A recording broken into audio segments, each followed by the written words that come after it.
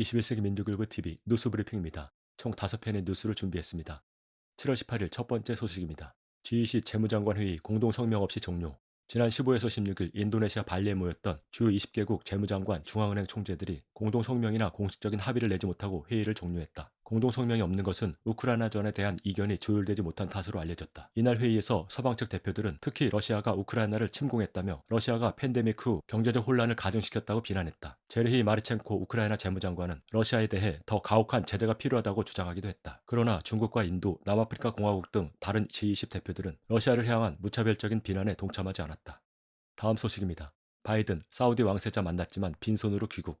16일 로이터 통신에 따르면 조 바이든 미국 대통령이 무하마드 빈 살만 사우디아라비아 왕세자와 정상회담을 가졌지만 원유 증산 약속은 없었던 것으로 알려졌다. 바이든 대통령이 취임 후 나흘 일정으로 걸프협력회의 정상회의 참석차 처음으로 중동 순방에 나섰지만 기대와 달리 빈손 귀국에 그쳤다는 혹평이 나오고 있다. 바이든 대통령은 회담 후 수요에 대응하기 위해 충분한 공급을 보장할 필요가 있다는 데 동의했다며 에너지 업체들은 이미 증산했으며 향후 수개월간 벌어질 일에 대해 기대하고 있다고 밝혔다. 반면 파이살 빈 파르한 사우디 외무장관은 이번 회담에서 양국 간 원유 증산 관련 논의는 없었다고 선을 그었다. 다음 소식입니다. 미국의 대만 무기 수출은 심각한 내정 간섭.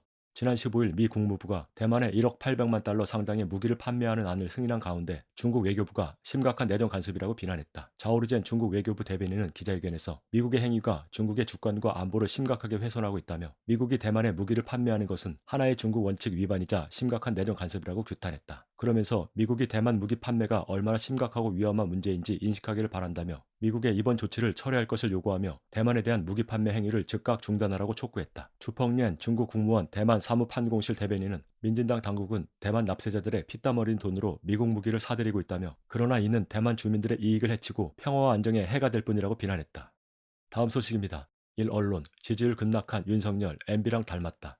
최근 일본 니혼게이자이 신문이 윤석열 대통령의 국정수행 지지율에 대한 여론조사를 언급하며 이명박과 닮아 있다고 분석했다. 앞서 한국갤럽이 지난 12에서 14일 실시에 발표한 7월 2주차 대통령 직무수행 평가에 따르면 윤 대통령이 직무를 잘 수행하고 있다고 답한 비율은 32%, 직무를 잘못 수행하고 있다는 응답은 53%로 역대 최고치를 기록했다. 이를 두고 신문은 임기 2년을 전후로 지지를 흔들렸던 문재인, 박근혜 등 역대 대통령과 비교하면 다소 이른 시기에 지지 세력이 무너졌다고 볼 수 있다고 보도했다. 그러면서 윤 대통령의 지지율 변화가 이명박의 취임 초기와 유사한 모습을 보이고 있다고 지적하며 미국산 수입 소고기 광우병 논란에 휘말렸던 이명박은 취임 70일 만에 지지율이 20%대로 떨어졌고 100일 되던 시점엔 10%대까지 추락했다고 짚었다. 마지막 소식입니다. 이란, 미국이 거짓 주장으로 영내 긴장 고조. 이란 정부가 미국이 거짓 주장으로 영내 긴장을 고조시킨다고 비난하는 성명을 냈다. 17일 나세르 칸아니 이란 외무부 대변인은 성명을 내고 미국은 근거 없는 주장으로 중동 내 불안을 조장하며 이를 위해 이란 포비아를 이용하고 있다고 비난했다. 카나니 대변인은 중동에서 핵무기를 비롯한 대량 살상 무기를 보유한 시온주의 정권을 지지하는 미국은 팔레스타인에 대한 그들의 범죄를 묵인하고 있다고 지적했다. 또 미국은 핵무기를 사용한 유일한 국가이며 중동 서아시아 지역 국가에 대한 내정 간섭과 군사적 침략을 일삼았을 뿐 아니라 살상 무기를 판 나라라며 이란의 핵 프로그램은 NPT를 기반으로 한 평화적 목적이라고 강조했다. 앞서 바이든 대통령은 이달 14일 이스라엘을 방문해 우리는 결코 이란의 핵무기 획득을 허용하지 않을 것이라고 말했고 이스라엘 채널 12 방송과의 인터뷰에선 현재 이란보다 더 위험한 유일한 것은 핵을 가진 이란이라고 언급한 바 있다. 7월 18일 뉴스브리핑 마칩니다.